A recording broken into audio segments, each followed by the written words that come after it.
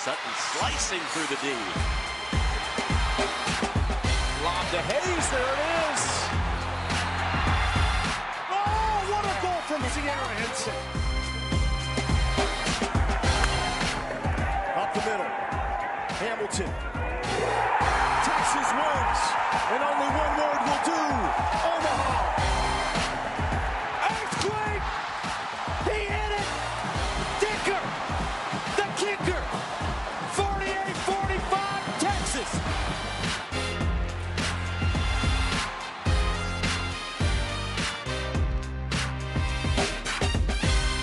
We have witnessed a historic performance tonight.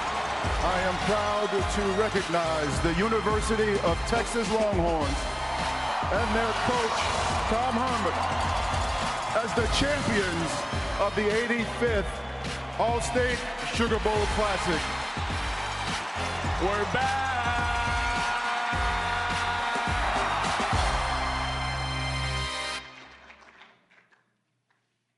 Well, hi everybody, welcome. Well, that's pretty enthusiastic. Welcome, everybody. I mean, gosh, dang it. The idea of tonight is really to hear a voice from you. I'm going to talk a little bit about the University of Texas and things that are happening on our campus and things that I do to work for you at, as I'm the athletic director of the University of Texas. But my job is to serve you all, our 500 student athletes, our coaches, and our staff. But we're only here because of your support. Right? So sometimes we kind of get lost in the ivory tower of what is actually taking place out there. So tonight is really just to have an open dialogue. I'm going to go through a couple things for us to review, have a discussion, and hopefully I get the chance to hear from you on things that we're trying to do. Because my job is to try to make Texas the very best it can be through your lens as well. Does that make sense? Everyone understand that? So I do appreciate you all being here and can't thank you enough. Hopefully you like my suit game, if you will. I was a little bit nervous with McConaughey, the Minister of Culture, was taking all the thunder. So my wife pulled out this morning, "What kind of uniform do you got?" I said, "He has nothing on me, honey. Check out this beauty." So when you saw the video for a moment, we'll go the 2018 in review. One of the things that we talk about here, now I don't know if you all met Chris Polonsky, who's our chief of staff. Where's CP? She's right here. She carries on the vision of Donna Lopiano, and I carry on the vision of DeLoss Dodds. In terms of the goal of the University of Texas is for our programs to be the top 10 in the country. And every sport that we participate in, that is the goal. And if you're in the top 10, that means you have a chance to win a national championship, does it not? It means you're in the Elite Eight, you're going to the Final Four, and you have a shot. That's all you can ask for. And when I met here and got hired here a year ago, I sat down with CP, and we had these long discussions about the history of Texas. And one of the things we wanted to get back to is, what are we all about? We're competing at the highest level. We should be held to that standard. And at the University of Texas, there's a sign in the weight room. I love this sign, because think through it as a fan. The University of Texas is not entrusted to the timid nor the weak. It's profound, isn't it? The University of Texas is not entrusted to the timid nor the weak. There are student athletes here that cannot come here because they're not prepared to be at the University of Texas. The expectations of the University of Texas. This program is a hunted. It is never the hunter. Everyone in the country comes and says when they beat Texas, they pound their chest and say, guess what? We beat Texas today. It makes their season, makes their year. They put the score on bowl rings. That is difference when you're here. It's not for everybody. But with the goal in mind of having a top 10 program, the year in review will begin here. And I just want to let you know that last year, where's Drew here? We're working on it. Man, I thought the best laid plan here. It's not working. The idea, well, I'll share that in a minute. When it comes up, you'll never know. But if you want to make God laugh, make a plan. That's what happens. But the idea of last year, the University of Texas finished 5th in the country in overall athletic program. That means not all of our sports were in the top 10, but as collectively as a whole, we were 5th. There's only 4 other programs better than us in the University of Texas. That is unbelievable. That's the standard that we've set here. Standard by DeLoss, standard by Donna Lopiano, standard by CP, standard by what we want to live and breathe for. But when you come here wearing those colors of burnt orange and white, they're tough, right? Because that's the standard that is set. And we're only going to be as good as what our history dictates that. So when you sit here, hey, Drew, good work, my man. This looks so much smarter when you got one of these things up here, right? But I think when you look at here and you think about across the board, when you think about the University of Texas and the excellence that we present, it's totality of the University of Texas is every one of our programs is great.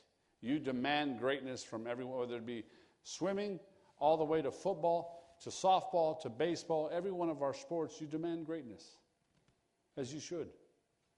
But to finish 5th in the country last year in the Sears Cup, and you can see we were 7th, we were 9th, we were 9th and 8th, that's where we belong. But every one of our programs are there. So I just share this with you because I want you to know that this is what we strive for daily, and you can see that. Next slide, please, Drew. Hopefully it works. Oh, yes, game day experience. So one of the things we looked at is when we got hired, we knew from CP, this will be a quick review, we knew from CP that the culture was already established. Top 10, right? Oh, by the way, we go back quickly.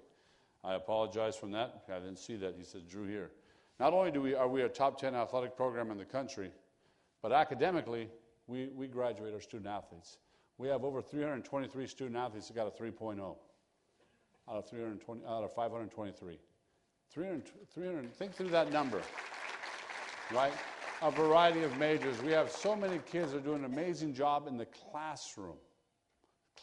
Yet we forget sometimes what they do because we're only focusing on the field. So for us, academics is critical at the University of Texas. It's why we're here. And I always tell a student athlete, athletics is what you do. It's not who you are. When you come to the University of Texas, when do you find that aha moment? What do you want to be for the rest of your life? And you found that in your own endeavors. And what's our job is to take these young people. They come here on an athletic scholarship. And what do they become? And that's who you're supporting, and I'm really proud of that effort. And this past year, we had 105 student athletes graduate, and like I said, we had well over 323 with a 3.0 or better, and that's remarkable. This year, we had every one of our sports average a 3.0 across the board. That is monstrous, right? Next. So these will be this real quick, and then we'll get to the Q&A. One of the things that we talked with when we knew the culture of being great at Texas, what we need to do is improve our game day.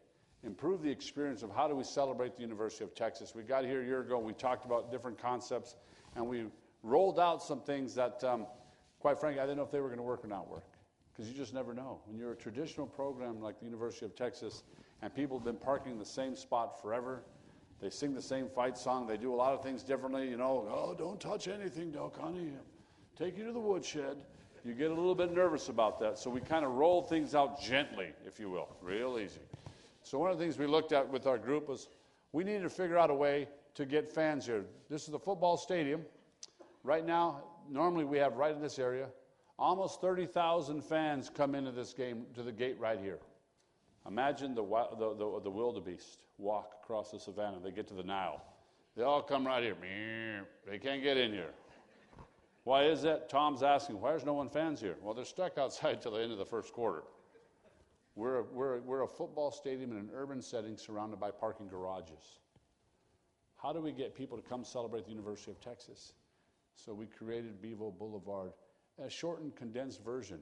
We originally, Drew wasn't here yet, and I was talking to Rebecca, what do you think about going all the way around here? Rebecca Hayden goes, that might be a little bit too much, big boy. Don't get ahead of yourself. Let's start a little smaller. So we said right here. Well, we have on West Campus, right up in here, University of Texas has 50,000 students, 7,000 beds on campus. 50,000 students, 7,000 beds. Think through that for a moment. That's shocking because the private enterprise of West Campus has put all our students up here. They got to come down here all the way to a game, leave the sororities, leave the fraternity, leave their dorms, whatever it may be, and come on down. That's a big task.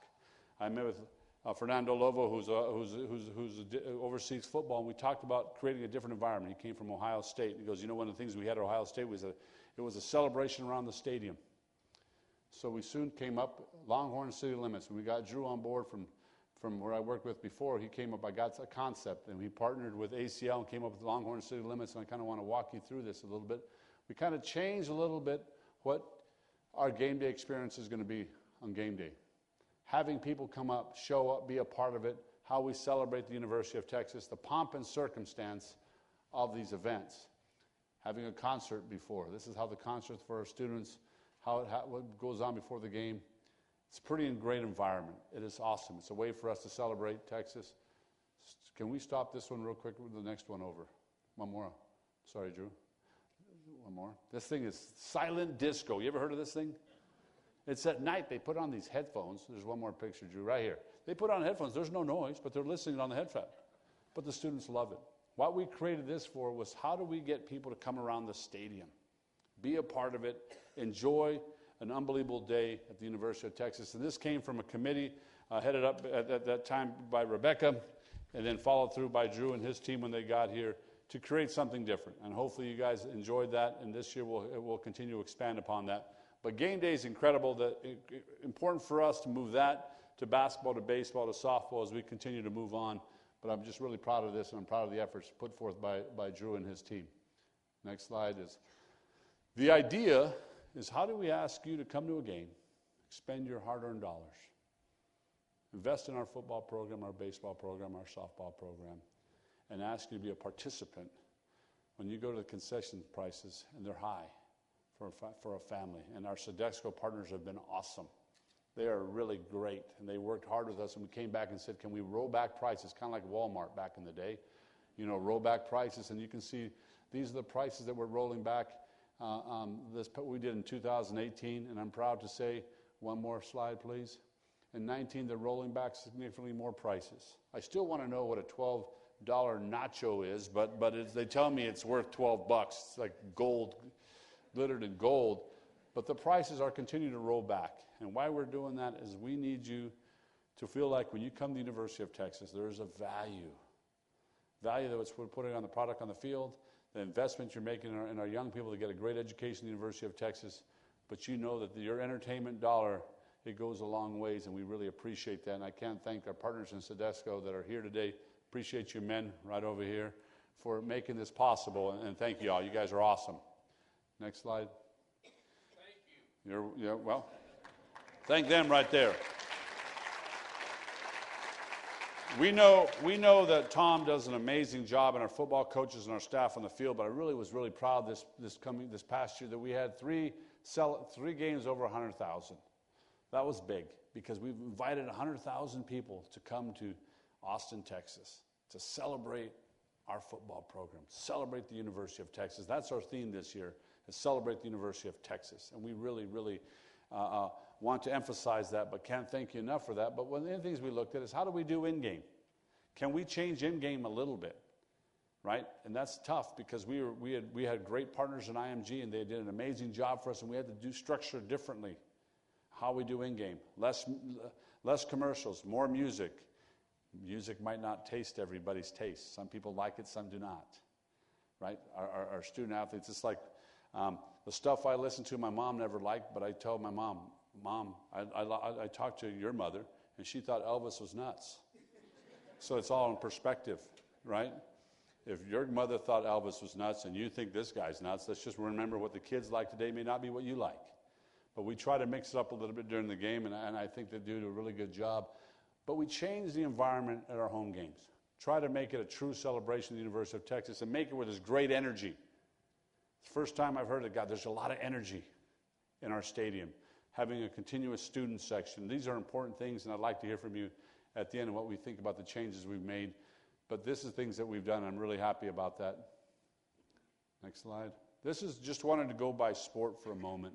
Because we've averaged over 97,000 for football, men's basketball 10,000, baseball 4,000. But these slides will tell you that it's not only about football. It's that every one of these sports are important to us.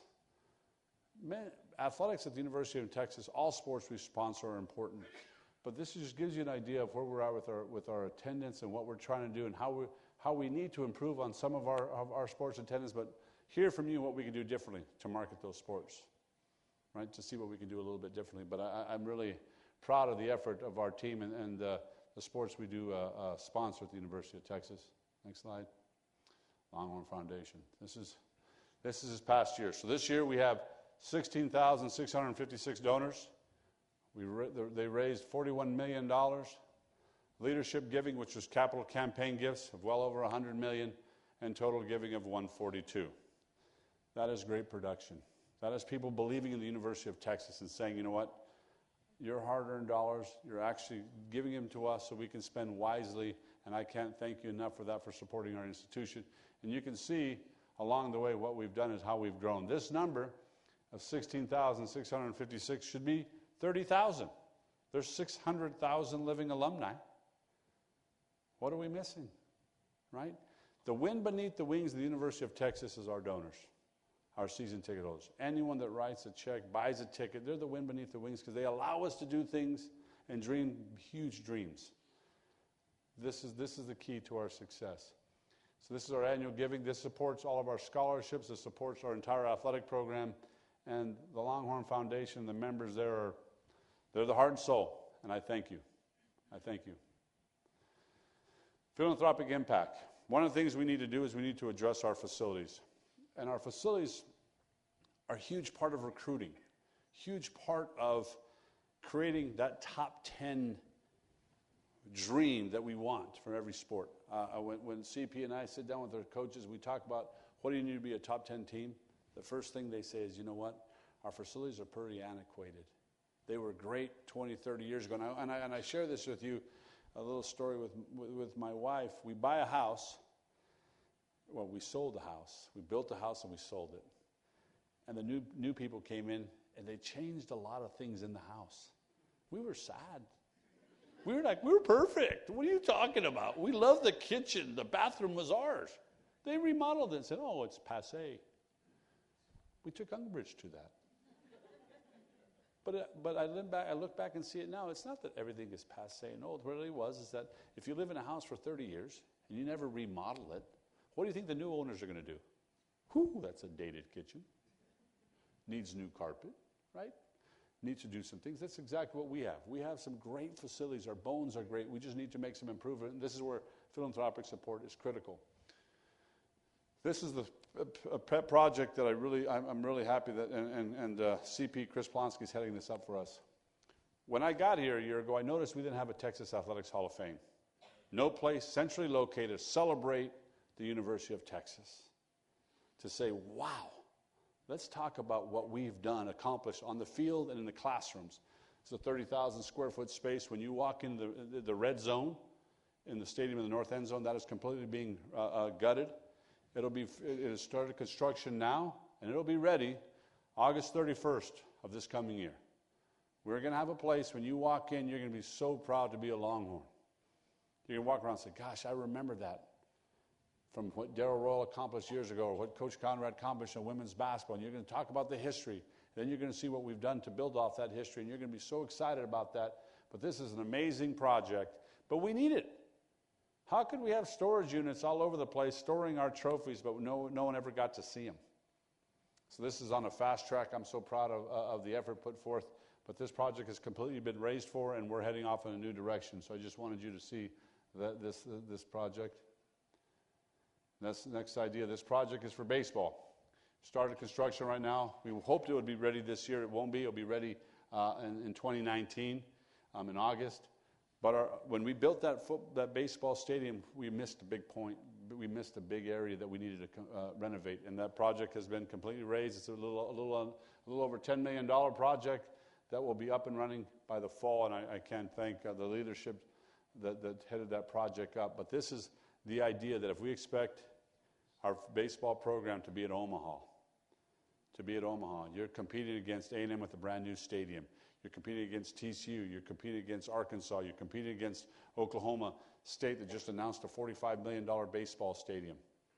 We have great bones. We are the University of Texas. But when's the last time we did something for this project for our students? 15 years ago? 16 years ago. So if we demand excellence, and which we do, then we got to provide excellence. So this will be done this coming year. Next project, please. Oh, I just wanted to put this out here. See this East Camp? Talk about parking for a moment. Hot topic. Parking is a separate entity from athletics in the institution. And I know when parking said something, when the parking was sent out, they talked about East Campus, you can no longer tailgate there. Next slide, please, Drew. according to my man Arthur, who oversees, where's Arthur? Arthur oversees a baseball, but you can no longer tailgate and park in the garage. We're opening up all these lots for you to park, take your same parking pass you had here, move here, here, here, and come and tailgate. The garage was not built for tailgating. You've seen many garages that have collapsed along the way. It's been no bueno. They didn't design it for that. They weren't designed for hundreds of people standing in one area, but it somehow was designed for 100 cars to stand in one area, but just not one single area. I'm not an engineer. I went to UC Santa Barbara, and I barely graduated, but we're working on that right now. But the idea is, this is what we'll do. So you have that parking pass, and you'd like to tailgate, these other lots will be available for you. Everyone understand that? Okay, this pool, we will start August of 19th, and it'll be ready to November. This is incredible. Lee and Joe Jamel Swim Center. Eddie Reese was hired here. The last coach hired by Darrell Royal, 1978. Last coach. Won 14 national championships. On his interview, to get him to come here from Auburn. Coach, was he at Auburn, right, or Florida? Auburn. Coach, you come here, we have the finest swimming facility in America. He said, yeah, I like an outdoor pool. No problem. Consider it done, my man.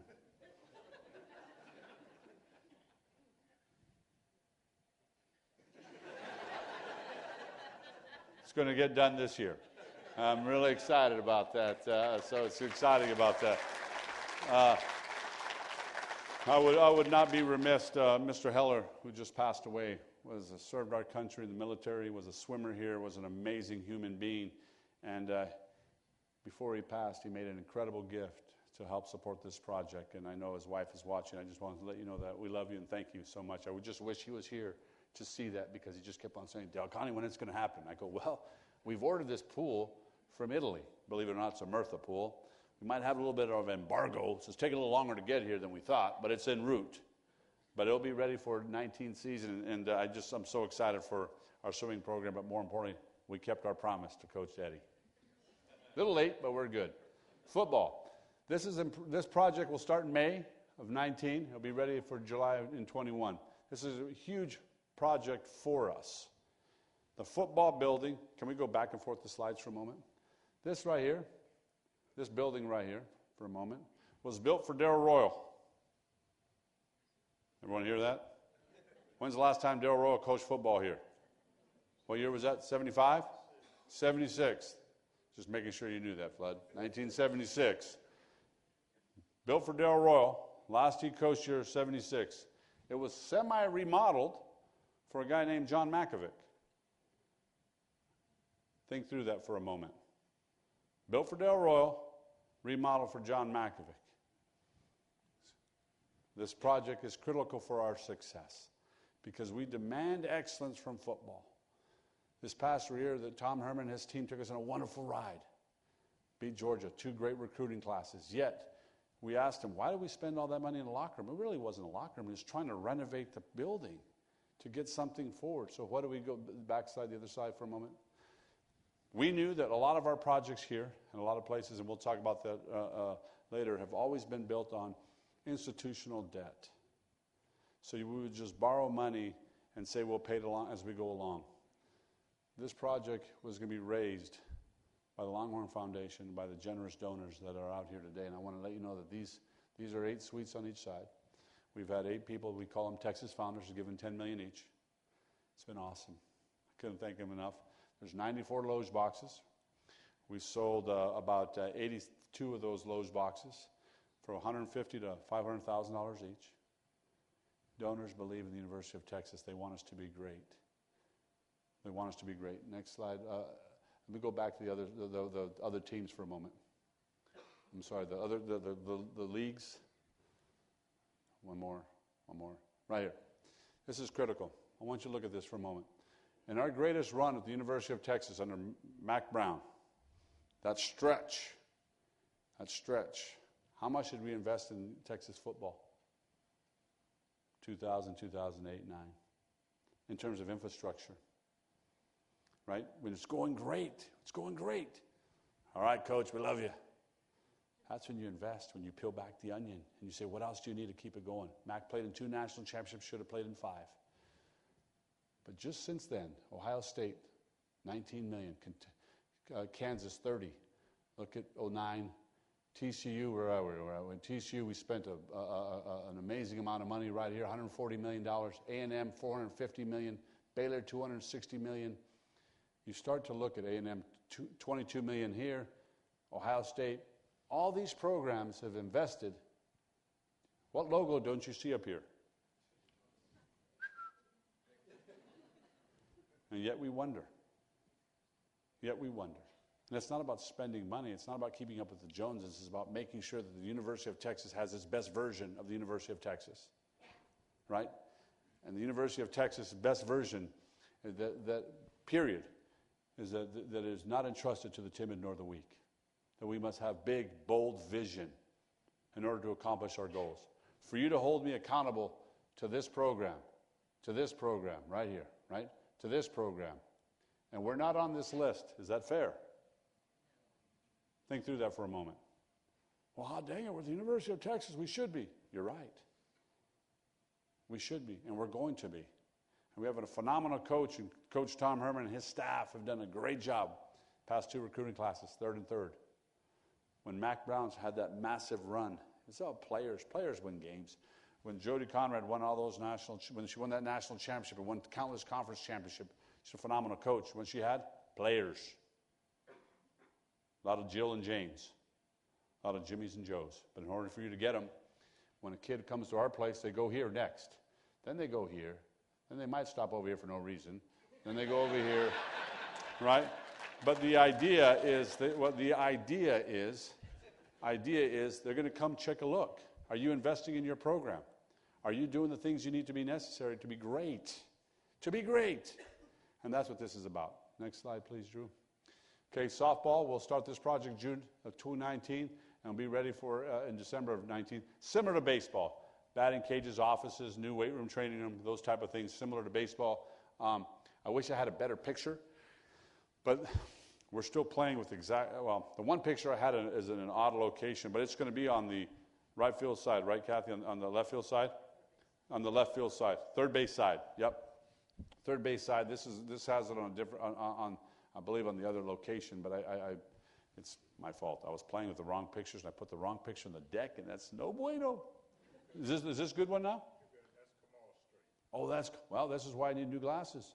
All right, Kamal Street, we're on the right side.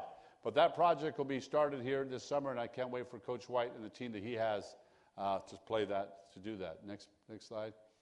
Basketball. Beginning in 2019, we think. 2020, 21, 22. That project is, it's a big, bold vision headed up by our president. Came up and said, I'd like to build a new arena that's free for the University of Texas. Can we do it? And by gosh, with help of Tim Lewicki, ACL, C3, and the Minister of Culture. You got to throw them out there. We came to a deal that this arena will be an arena that will be built for the University of Texas, free to the University of Texas. That is critical because as we're trying to make sure that we're fiscally responsible to you, to our coaches and our student athletes, to have an arena that's roughly $400 million, FREE. Can you imagine? And we get our gate and we get our revenue from that, and we have an incredible partnership. So we don't know when. We have a lot of work to do. As you can see, this is the frontage road. Red River's somewhere in here. You didn't quite catch that. Red River's like right here. This is the frontage road. So we got a lot of work to do. You all see that? So now we're in the process of that, of working with the city to make sure that we have a great facility for that, but I'm excited about that. And I know Mr. Earl's here, and I want to give him and his staff a great shout out at the Irwin Center. They do an awesome job. The Irwin Center has been an amazing facility for us, and Mr. Earl runs that for us. Jimmy Earl runs that for us, and it's awesome. This is about creating a brand new facility for our athletic program and for the city of Austin, right? The very best. And partnering with Live Nation and ACLs, what do? They have concerts. They make great entertainment. What great city does not have a venue that attracts the very best? We need it. But if you're going to want to attract the very best basketball players too, you got for both men and women, we got to have an unbelievable facility, and we're going to have it. And this is going to come on board, and we'll keep you posted as this comes. But next slide for a minute. That's where it's going to go. You see that. If it starts this summer, Lot 70 would go away. I don't anticipate it, but we don't know when it's going to start construction. We're just still working with a long ways to go. But this is where it's going to go eventually. You can see that road right there? No longer there. But, you know, Red River's been moved a few times in its history. I don't know if you all know that. So, I mean, some of you with a little bit more gray and pepper in your hair will remember that. It used to be over here. We moved it over here. So that's where it's going to be moved to once we get that approval. You guys, you understand that? Next slide, please. Budget. Oh, this is always good. Go ahead. Yes. We have a $219 million budget. Let that roll off your tongue real nice. $219 million to support an athletic program and in the institution. As I go down right here, operating expenses about 6%, marketing and development about 5%, scholarships 16%, debt service 11%, facility maintenance 22%, salaries 35%. When they ask you, are you a partner of the institution? This past year, not only did we give back to the university about roughly a little over $10 million, but directly and indirectly, we support the university with about $44 million annually from our budget. You got tuition, you have room and board, we have a variety of things that we support from almost every area on campus that we're part and parcel with. So directly, there's a cash contribution of over $10 million, and indirectly through fees and other services, it's about, like I said, well over $40 million. That's awesome. We're a great partner of the University of Texas. It is not us. We don't take our ball and run. We take our ball and share. And any questions you have about this, you can ask me when the Q&A is, but I wanted you to see how the breakdown is and understand it. And Sean Eichhorst is right here. Sean Eichhorst and John, right there, John Payne, oversee our budget, and I believe we use our budget wisely. I believe we use our budget to the best of our abilities, and that there is no institutional support that comes from the University of Texas. It comes from self-generated funds that we also share with campus as well. Okay? Celebrate Texas 2019 football season. That's what we're going to call it. We're going to celebrate Texas. So what I'm here today to talk about is what do we want to do about that? We're 10,000 season tickets down from the high water mark of Mac Brown. Think through that. We got to get everyone back on board. Darrell Royal had a saying, once the BBs are out of the box, how do you get them back in? They need everybody. If I had each and every one of you pick back one of those BBs at a time, it's full quickly. If I got to do it, I'll be here all day. Right? So we need to, how are we going to celebrate Texas? And we're going to talk about increasing season ticket prices for a moment. Go ahead. That right there is our season ticket prices. See that? That's what they are, right? Next slide. No increase. Oh, we're not going to increase season ticket prices. I'm asking you to renew your season ticket. This is the fourth year in a row we will not increase season ticket prices. We have not earned that right. What we've earned the right is to ask you to support us. We've earned the right to say, you know what, get your neighbor, get your friend, let's go down to the University of Texas and watch a great ball game. We're not going to increase season ticket prices. We're going to reward our season ticket holders for the fourth straight year, staying with us with the campaign to Celebrate Texas. We have 16,000 donors. Pretty easy to get 30 if you had your friend to join you. If you had your neighbor come buy a season ticket with it. But we're not going to increase season ticket prices. Next slide. But I am going to increase single game prices. Because you know what this is called? The cherry picker. Why don't you buy a season ticket? Your value's in the season ticket. Your value's supporting the University of Texas. We want you here 6 games a year. We ask you to come to a football game 6 times a year and celebrate the University of Texas. I will increase season ticket prices. Single game, excuse me. Because you know what? If someone wants to come pick off a game, there is a premium for that pickoff. There's a premium, but there's also a premium for those that buy a season ticket. Does that make sense? Everyone understand that? See those prices? I'm looking for it right here. Come on. A lot of people talk, I can't wait to that LSU game. How about that Iowa State game? Oh, no. I want that LSU game. Oh, how about that Kansas game? No. All right, then. Hello. Right? Because it needs to be fair to us. We need those people saying, you know what, there's a value There is a value to come 6 times a year, and there's a value to say thank you for coming 6 times a year. Next slide, please.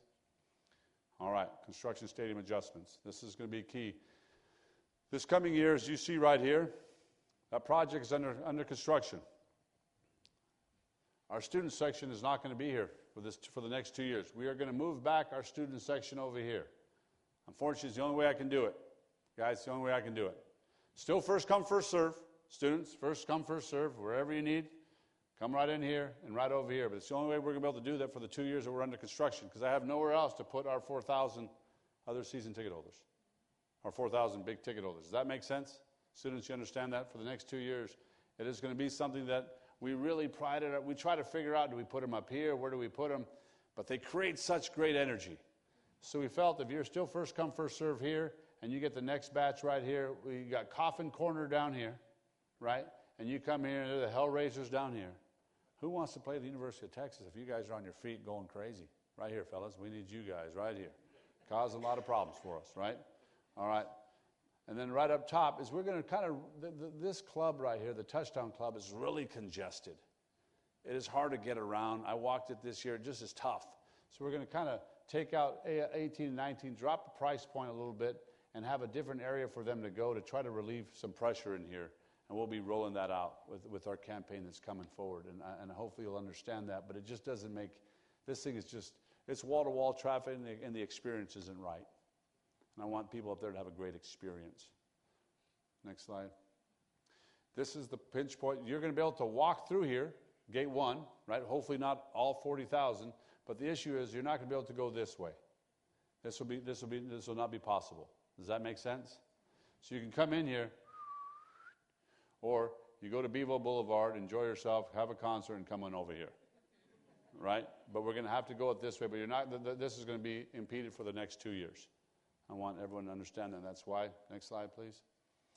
This could be worst case scenario with the fencing as we're going construction, and Arthur and his team are working closely. I just wanted you to see the sight lines, the impact on the sight lines on both section 1 and 31, how that'll be possibly. Next slide, please. That if you're way down here, this could be a possibility. Arthur doesn't think so. He thinks he's going to be able to mitigate the fence, but I'd rather err on, hey, there was a fence there I showed you just in case Johnny Law doesn't let us do what we think we want to do. You know who Johnny Law is? Like the construction man. The hard hat guy, you know, you walk in without a hard hat, oh my God, you get a fine. I've gotten many fines walking without a hard hat in construction zone, so it's a bad deal. So this is what I just wanted you to see that, okay? All right, parking. All right. So this right here, I'll go to the next picture for a moment. No, the view of the cars. Right here. This is an interesting nightmare. 40,000 people leaving to go to the garages down here and go home. Have you all experienced that? It's pretty much a nightmare, isn't it? You don't even know who's driving some of these cars, right? They may or may not even have a valid driver's license. You know, they may have expired. Just joking. But they're just riding and look at all these people that are coming out. It is not feasible, and it's not workable, and it's unsafe. So next slide, back to that slide. We are going to remove 35 cars down from this area right here and put them up on 23. There'll be a valet area for them, and those will be removed. But we're going to create a walkway on the road to get people out and put a barrier between them and one side of the cars all the way out. Go back to that next slide, Drew, I'm sorry. Right here. So the cars will be parked right here, but there'll be a barrier where people will just walk and get out and not be encumbered by drivers that we're not too sure exactly what's going on. Especially at a late night game, they're frustrated, they're slamming their fists on, it is a mess. And I walked it this year, and I was appalled at the behavior of those leaving and those trying to leave out. And we're going to create a safer spot for us. All right? Next slide. Okay, I will be sending out a fan survey for everybody on different ideas and different topics that we want to, that you may want to address, and how we can continue to improve the university. But what I was really wanting to intend tonight was doing this on annually is that I will have time for time questions that are going to be hard questions to answer, meaning the stadium is going to take place, here's how it's going to affect parking if it happens. And always have open dialogue. This is your athletic program.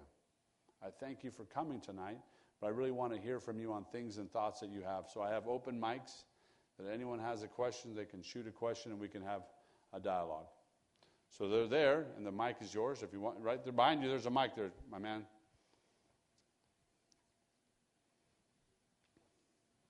For those of us who have been long-time season ticket holders, Yes, sir. we have a very genuine concern about the new basketball arena Yes, sir.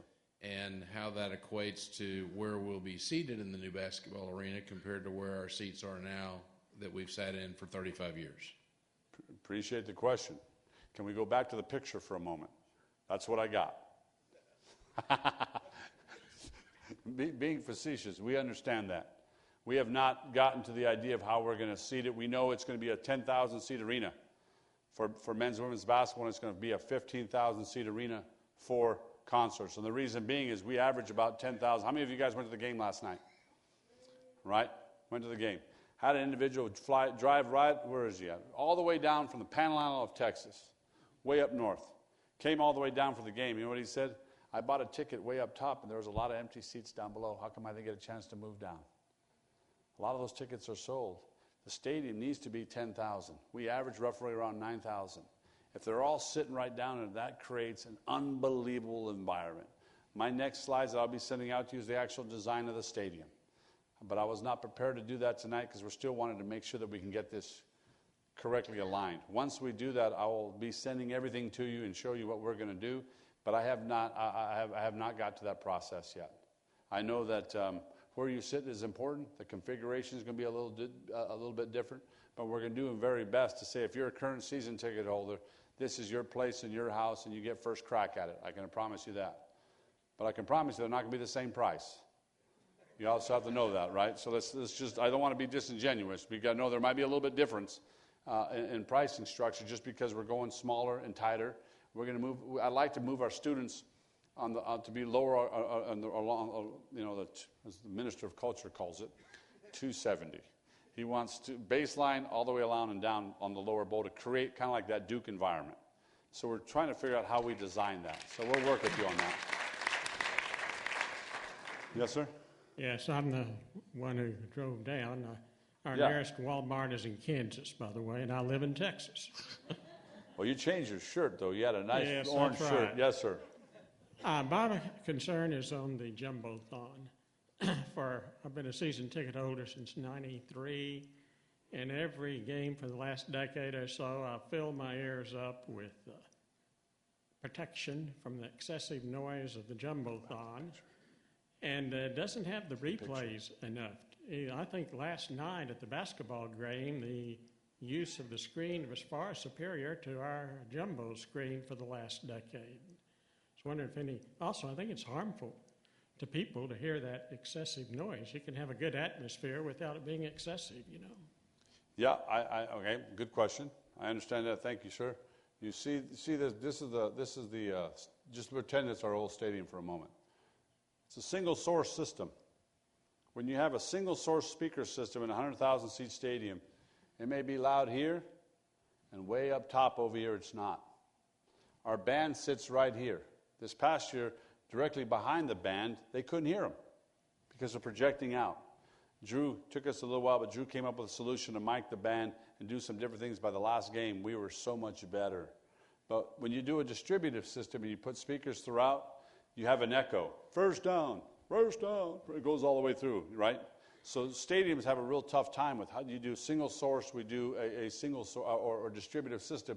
So that's a little bit of that. And where you sit is determine that. But we're aware that, we are also aware that our replays are not as fast and as quick as you like them to be. And the speed of college football, sometimes they're getting right up to the next play. And the Big 12 seems to be unusually fast. When you think about Darrell Royal and it was a wishbone, you kind of got up, surveyed, ran 3 yards, a cloud of dust, got back up, let's do it again. And you had a lot of time. Now it's boom, boom, boom, boom, boom. It's a lot quicker. So we're a little slower on that. We know that. And we saw that this year, and I promise you we'll do a better job of fixing that next year. But some of that stuff is a little bit out of our hands. Yes, sir? I have read about the financing of the new basketball facility in how that innovative that is and how it came about. I haven't heard too much, though, about the other facet of using the facility. For example, if we have an elite player coming in to look us over and he or she wants to see the home floor, if they go into the facility, say in March or April, will they see what they'll be playing in, or will it be set up for a circus or a concert or whatever? And might not that be a negative recruiting tool? And one other thing quickly, I've read about in the stadium there's going to be a Hall of Fame display. How does that mesh with the Hall of Honor? Okay, so let's ask this for a moment. The basketball arena, we'll have, the process is, you're absolutely correct. It may be happen now with Mr. Earl's program. Kid may come in here and there's be a Fleetwood Mac concert happening. So the building has always been a multi-use building. They built a wonderful practice facility and great locker rooms and training rooms that are there for the kids to come in and see. But they may come in on a weekend when we have, like this weekend, we have Fleetwood Mac. Our women's basketball team is on the road. We have a concert. So sometimes there's conflicts between a home game and the venue. So we know that's going to be the case. But I can tell you today, the kids just don't come one time. They come a lot. They come to see. When you're recruiting a kid, you have unofficial visits, you have official visits. They come more than once. But that's currently happening today, sir, right? The Hall of Fame, when you look at it, is where you're going to honor all of our great accomplishments, individual accomplishments, right? The Sugar Bowl, the Heisman Trophy winner, all the things that are happening there. Within that Hall of Fame, there's the Hall of Honor. And the distinction is, when you get inducted in the Texas Hall of Honor, that means you're in the Hall of Fame. Not everyone is in the Hall of Fame. Mr. Street's for sure in the Hall of Fame, right? He's a Hall of Fame. So they're going to be in that. There's an area for Hall of Honor in that area where all of our Hall of Fame members will be within the Hall of Fame. Am I answering your question correctly?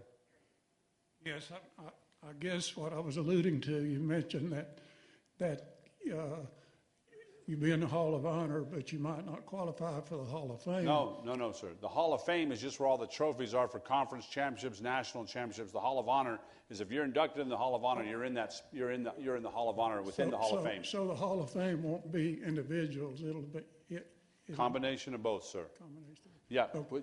I guess my concern would be in the Hall of Honor, you've not only got to be accomplished athletically, you've got to serve honorably in other facets of life. So I would hope that would still, you may be a very famous athlete, but otherwise you reflect poorly upon the University of Texas. And I would hope serving honorably would be a main criteria even in the Hall of Fame. Understand. Yeah. Okay, thank you. First off, apologies. I was driving over here and I realized that I'm in Mississippi State and Aggie Maroon, but this is Wow. This is what I wore today. I'm glad how you say Mississippi State, but my wife's family's from Mississippi. So. Good work. Anyway, but I assure you, I did go to Texas and graduated barely, just like you did. My wife has a PhD in math, though, so I married way out of my league. Yeah. Anyway, my question, it's been brought up in the news lately, is field surface, grass. I know that there's talk about moving the DKR back to grass. I really miss it. I'd be curious on your thoughts, like what's the holdup? I know that there's concerns about it holding up under practices. But more specifically, the baseball field. I mean, I think only the Toronto Blue Jays play on, artificial turf now. So what's the holdup on the baseball? Well, hold on. Are we still playing on turf? The Texas Rangers are going to field turf too. Did you not hear that? But okay, how long has Texas baseball has always been on artificial turf? Has it not? Well, going back to the original DKR, I guess. No. Dish Falk. Has it always been turf? I think so. Yes. Dish Falk has always been turf. And I asked someone, why is that? Because they have camps. It's hard where the overhang where it grows. It's always been turf, right? I too like the smell of grass. I think it's great, growing grass, by the way, not the other kind. And I know you all in here, like, what are you talking about? But the idea is, I personally like the natural product right here. I do.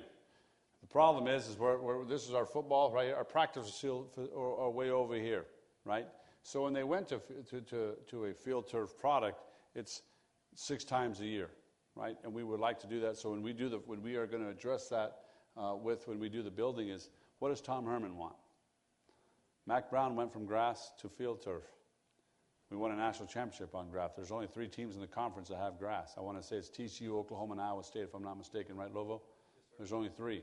So I'm a big proponent of it, right? So it's a topic of conversation. We'll keep you posted. As far as DKR, we just put down a $3 million field turf product right before we got here, right before David was here, David Pierce. And he asked, gosh, could we have done grass? Well, we just made that massive investment in that. But it's always been a synthetic surface in baseball. And it was either growing season, it was camps, or whatever it may be. But when Gus was rolling in here and Augie had those great teams, it was always a field turf product. So I don't have a good answer for you, but I will tell you that I'm a bigger proponent of the natural surfaces. No, I appreciate it. The other schools are doing it. I mean, we're the only one in the Big 12, at least for baseball, and probably the only one in the country. So just because it's always been that way doesn't mean it needs to stay that way. So. I understand, but what I do is I let coaches have their opportunity, what they want and what they think is best for their field and for their product, and we start with that first. My mantra is, you know what, we're demanding the best out of a coach, demanding the best out of a student athlete, what he feels he needs for his product, then my job is to deliver it to him. All right, thank you. All right, my man. Next time I'll get you a burnt orange shirt, though. I got a jacket, though. Come on. Right? Hey. Yep. Okay, so could you go to the map, either the map that you have for the new basketball arena or for the new South End Zone project? Next week. Like the one where it shows the parking lots and everything? Yeah. Okay. So one thing that I've been kind of confused about, like throughout all these announcements, is that we're about to do this big expansion project with the South End Zone. Move it out, I'm assuming, and expand Moncrief. And then we're also planning on putting the new basketball arena where that lot 70 is right there. Yep. So right in between those, I mean, I'm sure you've been in that area plenty of times, but there's that old rec sports center. And I play a lot of intramural basketball here. I really do. But you know, new ball legend. Yeah, you could say so, Mr. Del Conte. But the thing I don't understand is, are we going to leave that rec sports center up? Because from my perspective, there's no room for that anymore. And I am completely fine with that because we redid Gregory Gym. Like the main student rec center now is Gregory Gym on Speedway. So I don't necessarily, like, I would rather see that rec sports center right in the South End Zone be used as a better space for like the basketball arena or for the South End Zone project. So have you guys been working with rec sports on what's the future of that facility, I guess? Is my office bugged? Interesting. That rec building was passed by student fees. That is a student fee building, and that is a conversation. And when it becomes a student fee that building, that is a process where it's a conversation. It's above my pay grade. Currently, right now, we know that this is going to be where we're going to rebuild. That facility was a state-of-the-art facility when it was built, but we're having conversations with Soncia on what's best utilization moving forward. But this is the best place for us to put the stadium, considering this is where the old junior high was right in here, right? And that's the social work is right in here in this building right here. So that was the best place for us to put the arena at that time, being especially close to this. But that has been a slight topic of conversation, but nothing heavy because we don't own that. That's a student fee generated building that was built years ago. But so that's not even that you would have to. The athletic department would have to negotiate with the rec sports or the university. Yes, and that's a student referendum. That's how that was passed years ago. You know, and those are just. There's 50,000 students. I appreciate your lone voice. Yeah, from a student perspective, I would rather see better football facility, but man, I appreciate you. Thank you. I'm going to put you out in front of the mall and just say, here you go with the sandwich board, right?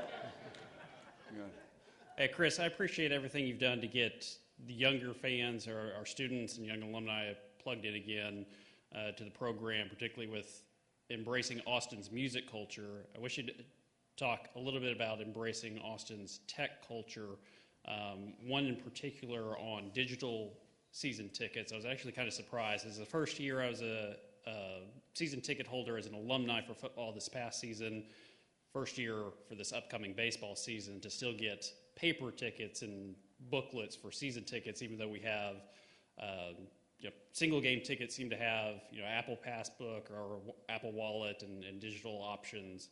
If you'll touch upon that and any upgrades for the Wi-Fi or cell phone reception at DKR with this upcoming South End Zone. Right. Okay. I do believe that. I understand and we do have a phone capability, right, for tickets. Excuse me, for singles, not for season. And I went to ACL, I took my family there this year, and they had that wristband. I mean, you go in, and I thought that was really a novel idea. And part of it is our infrastructure is pretty antiquated, and we know that. And we need to address that. When I was at a previous institution, you could just pop in your phone and get in and out. We know that we need to get to that technology. Part of the stadium is very antiquated, and we know that we have to address that. If you go back to the football stadium for a moment, I'll just tell a funny story. This part of the stadium right here was built in 1927. Still there. And we just continue to add on and add on and add on. And if you sit up here during the year, we're playing USC, and all the women's restrooms were clogged. Nothing was working. Mess. All the restrooms up here went down. People had to walk down to go use the restroom. How many seats up here, Arthur? 15,000. 15,000 people, no restroom. Right? Middle of the game, in one of these suites, right here, a dear donor of ours, an unbelievable, long-standing donor, the pipes break in the stadium. Gray Matters comes flying out of his suite, all over the floor. We're playing USC.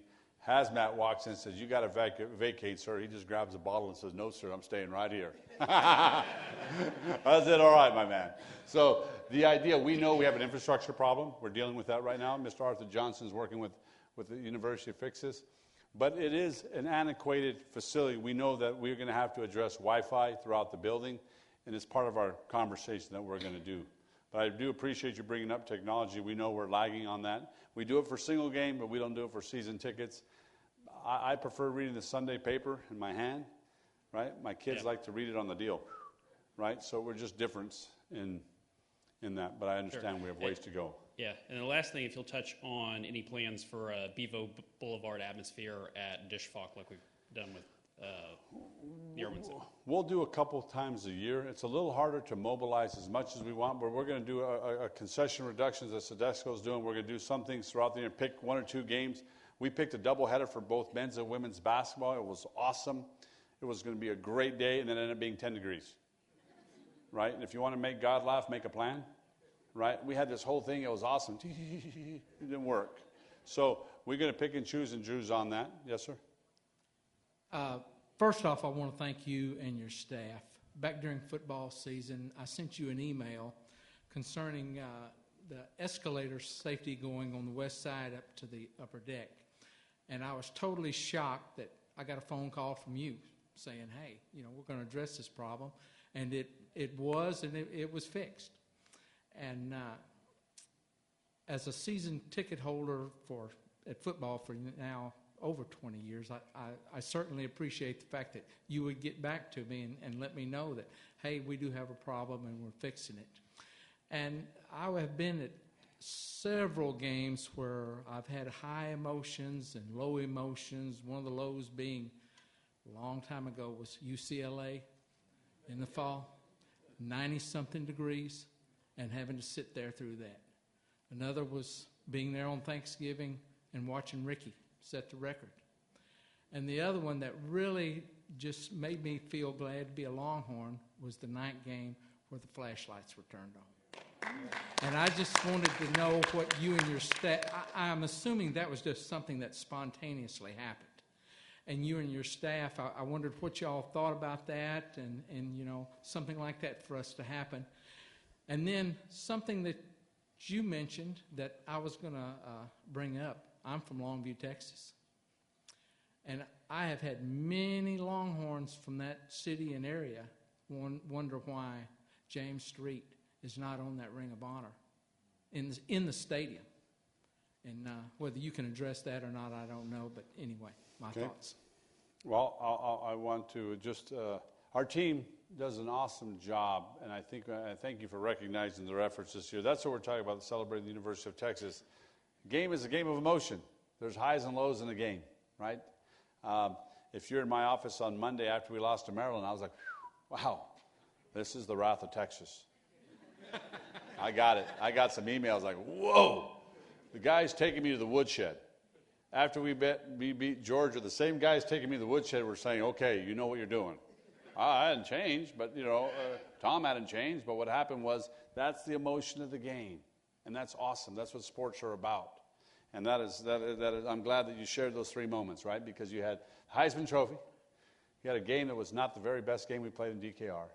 And you had a game where we celebrated the University of Texas in a marketing effort to say, wow, you know, we're playing Iowa State that night, and that was a organic moment that we'll always cherish. And these organic moments will always continue to happen because organic moments always have a trigger. Organic moments always have a trigger.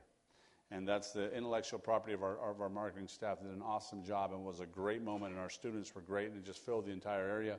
But we can't play Journey every game. So we're going to have to find a couple other things, right? But that is what we do, and that was great.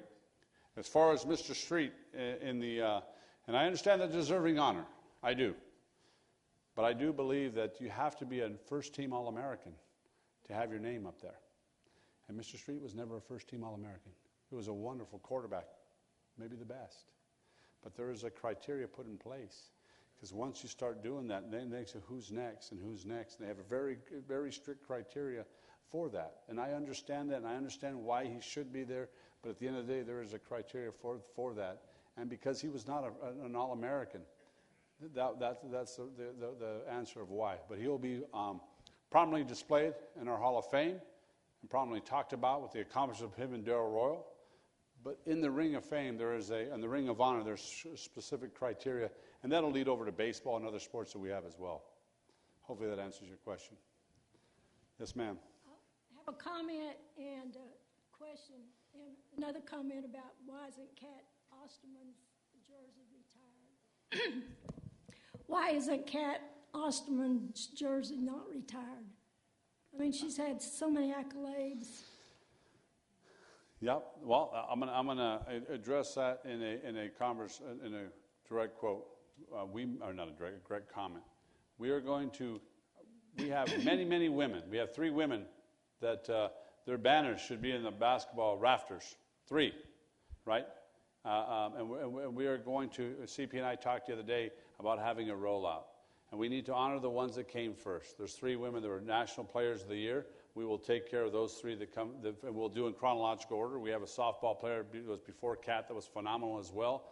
And we will do this, and in short order, all of them will be taken care of. But we're going to start that process sooner than later, and I think you'll be happy about it. But before we go and look at, I love me some Kat. She's awesome. She is. I mean, she's going to be in the Olympics again. She's great.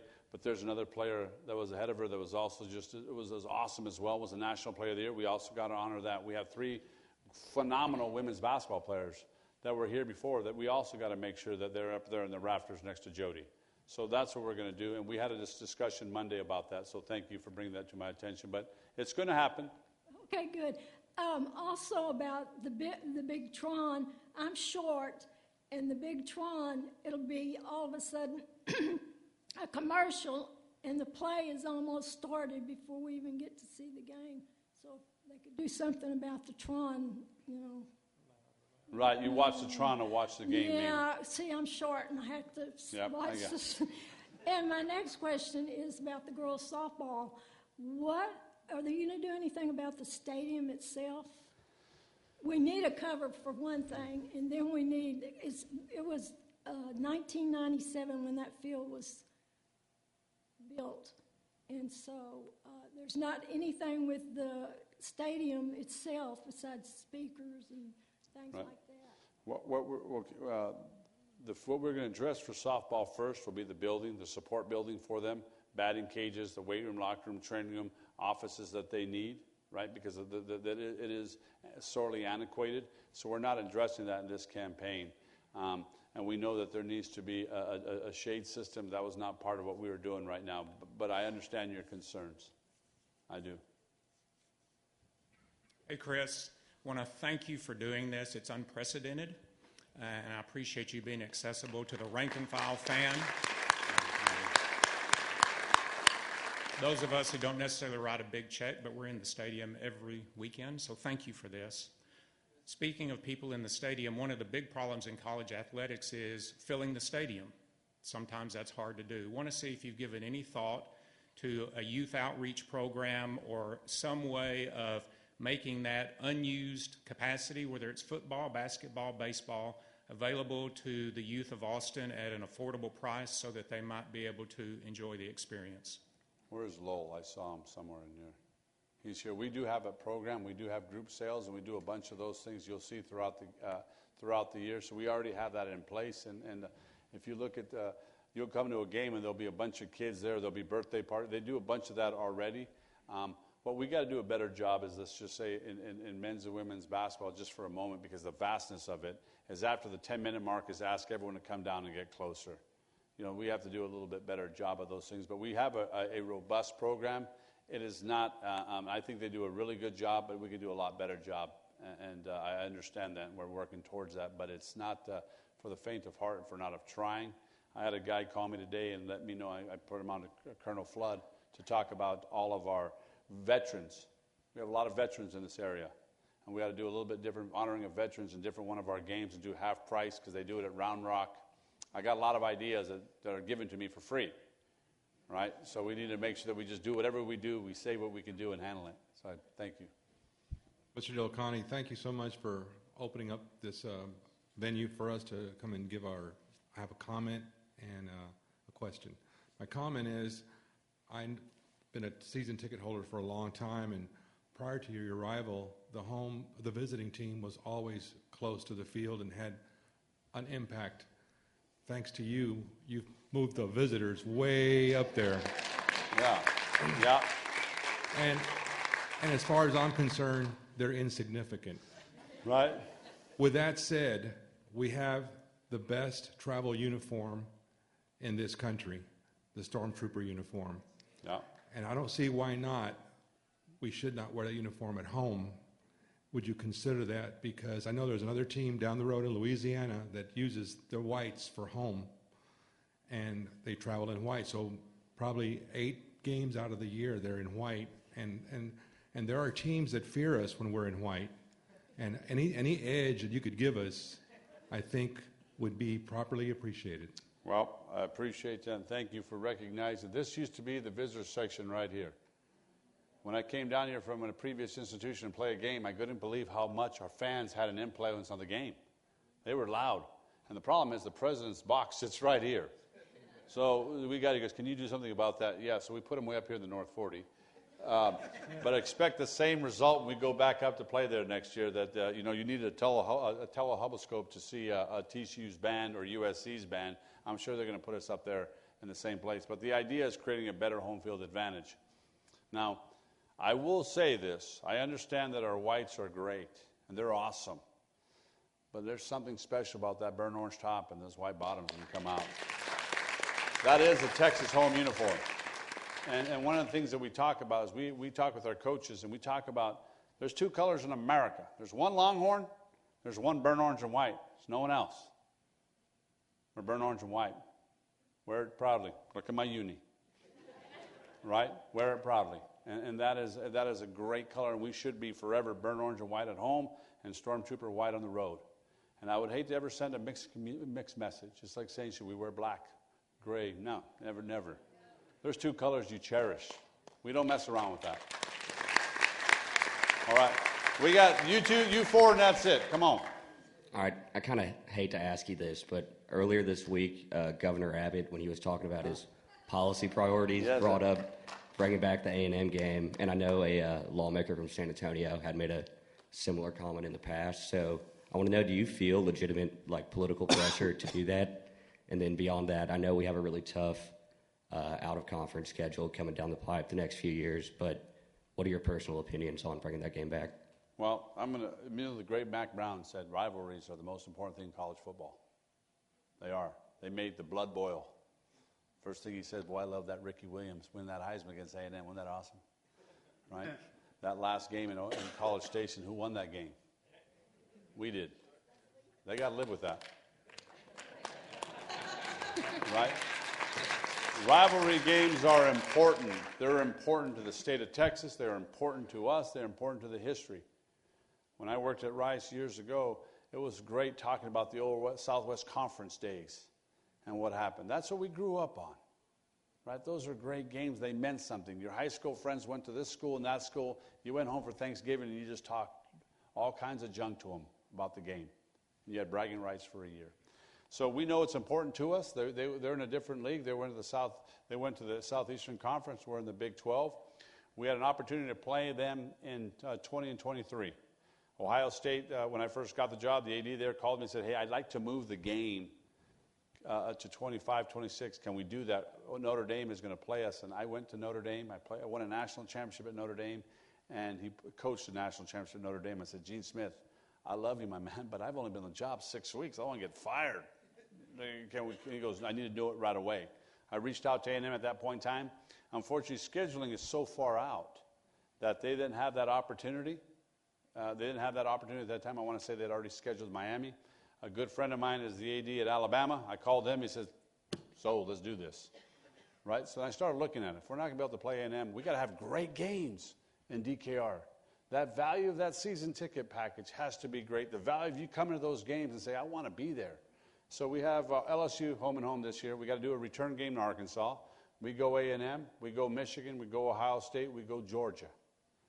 And then we have another team lined up in that same conference in that region, that neck of the region that might wear blue and orange coming down the road. But the idea is we're always going to try to have great games here that you say, you know what, we want to play national brand game. We'd love it to be at some point in time that we can play that game again with a fellow member in the state.